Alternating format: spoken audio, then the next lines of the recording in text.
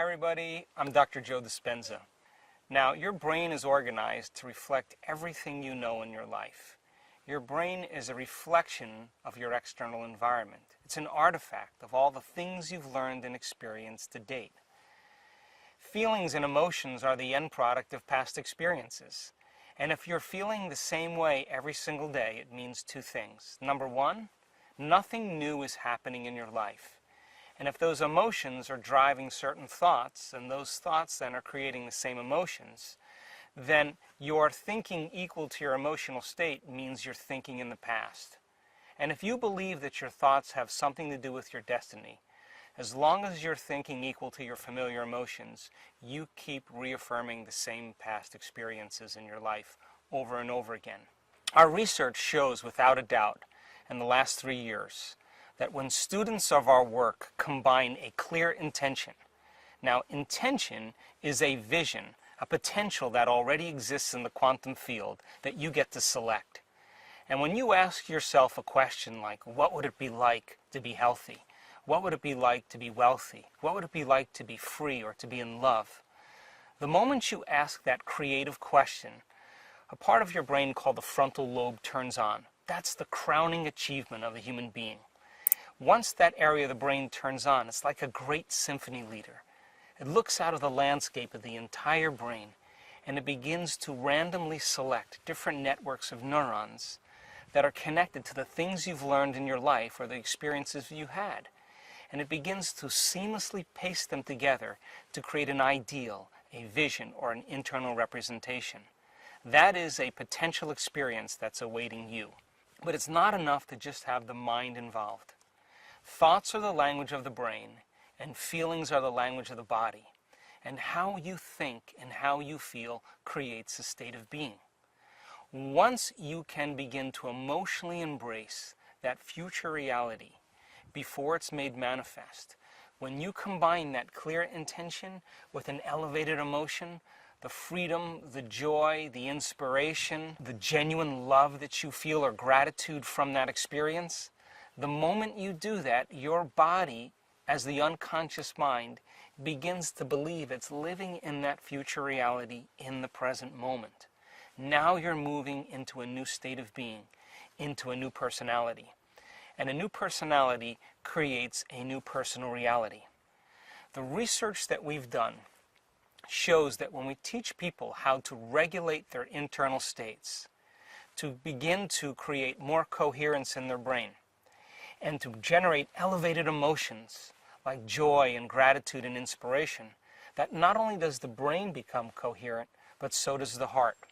And when the brain is coherent, the heart is coherent. When the heart is coherent, the brain is coherent. And so why don't we live by these states on a daily basis? Primarily because the majority of the time that we live in our waking state of consciousness, 70% of the time, you and I are living by the hormones of stress. And living in stress is living in survival. And when you're living in survival, the very chemicals of survival cause you to function as materialist, defining your reality with your senses. You pay attention to objects and things and people. You begin to believe that your outer world is more real than your inner world. And the side effect of this, over time, begins to cause us to feel separate from possibility. Why? Because when you're threatened by some predator or some danger in your life, it's not a time to go in. It's not a time to trust the unknown. It's not a time to open your heart and feel love. It's not a time to communicate. It's not a time to create. It's not a time to learn. It's a time to survive. So then, in order for us to create then, we have to lay down the very thing we used our whole life to get what we want for something greater to occur. And if you were to take a little time every day and apply some of the principles not only taught in the online course, but also the application, the meditations, in changing beliefs and perceptions about yourself and your life. And what is a belief other than a thought you keep thinking over and over again? And all beliefs are based on past experiences. And in order for you to change a belief or perception about yourself and your life, you have to make a decision with such firm intention that the amplitude of that decision carries a level of energy that's greater than the hardwired programs in your brain and the emotional conditioning in your body. And your body literally has to respond to a new mind. And when the choice becomes an experience that you never forget, that's the moment the past biologically no longer exists in you. And people around the world are changing beliefs and perceptions that are based on past experiences from 30 and 40 and 50 years ago. And the side effect is that they're creating new lives. When your energy matches that experience energetically, that's when reality is drawn to you. That's when the new experience begins to find you. What the process is to become conscious of your old self and then recreate a new self. So think about this. Most people wake up in the morning and the first thing they do is they get in touch with the feeling that defines them.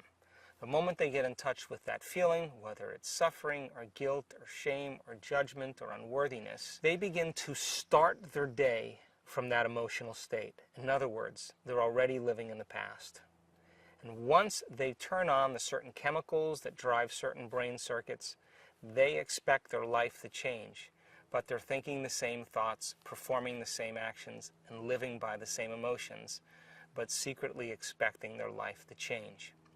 What if, then, in a small example, you became conscious of those emotions that keep you anchored to the past, and you begin to change your emotional state, means you would begin to change your energy.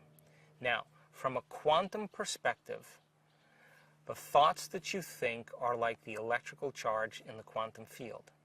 The feelings that you emote are like the magnetic charge in the quantum field. And how you think and how you feel broadcasts an electromagnetic signature that influences every single atom in your life. The thought sends the signal out, and the feeling draws the event back. So you are broadcasting information on a daily basis into the field. We want to show you that when you change your energy, you literally change your life. And if you're able to maintain that change in energy, you will begin to draw new experiences to you. And that's when you become the scientist in measuring fruits of your efforts. And as I said, common people all over the world in all different cultures are doing the uncommon. They're healing themselves from diseases, chronic diseases, serious, potentially fatal diseases. They're creating wonderful new jobs and opportunities. They're winning the lottery. They're having mystical experiences that begin to uncover the mystery of who we really are. And I think that the biggest lie that we've ever been told is that we're linear beings living a linear life. But in fact, we are dimensional beings living a dimensional life. And so uncovering the mystery of the self, beginning to look deeper and understanding who we are, that if knowledge is power, then knowledge about yourself is self-empowerment. And I want to inspire you and motivate you so that you can begin to apply these principles so that you get to be the recipient of your own efforts. For example, we've had several people in our work heal themselves of very difficult conditions. One lady in particular experienced a very sudden loss. The event in itself produced very strong emotions. Those emotions then lingered for periods of time, and it began to define her as a personality.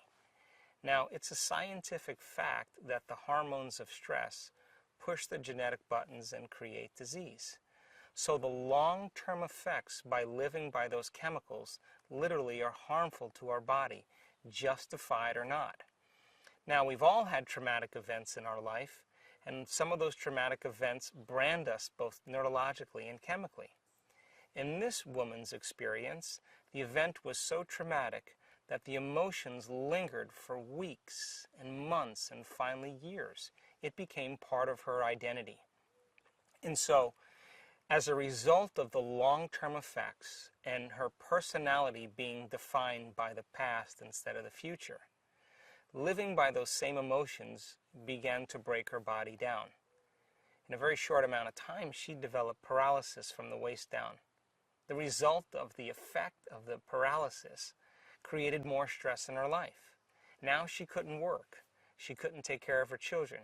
She couldn't make any money. She couldn't take care of her house. She had to get assistance from other people, and her mother had to move in with her. And because of all of the effects of those circumstances, her stress hormones went up. In a short amount of time, she developed ulcerations on all the mucous membranes of her body. Those mucous membranes with all the ulcers caused her to no longer eat properly. She couldn't eat. And because she couldn't eat, the chemical imbalance from no longer eating enhanced her stress levels even further. Within 3 to 4 months, she developed esophageal cancer. Now, this woman was smart enough to realize that probably the effect of those chemicals were the reason why she developed her condition.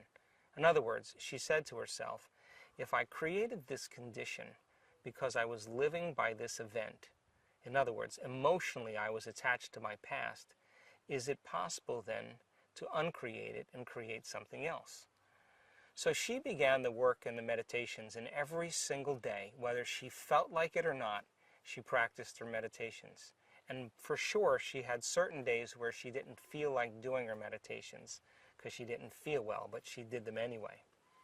She also made the decision that she wasn't going to get up from her meditations until she was in love with life. Now, to the materialist, the person who's defining reality with their senses, to the materialist, there's no reason for her to be in love with life. Why? She had a traumatic event. She had no job. She had no money. She was paralyzed. She had a diagnosis of cancer. She couldn't eat. She was in internal pain. She was in external pain.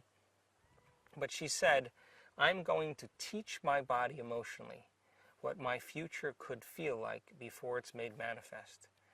And every single day, day by day, she overcame a small part of herself.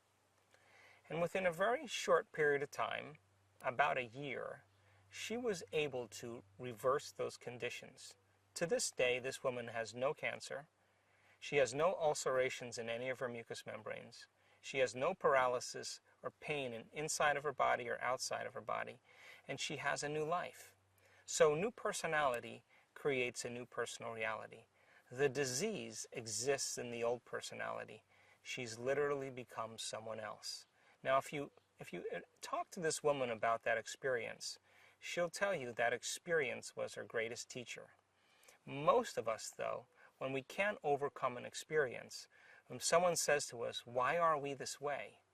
We typically say, we are this way because of some event that's happened to us in the past, which means I haven't been able to change since that event. That event altered me emotionally.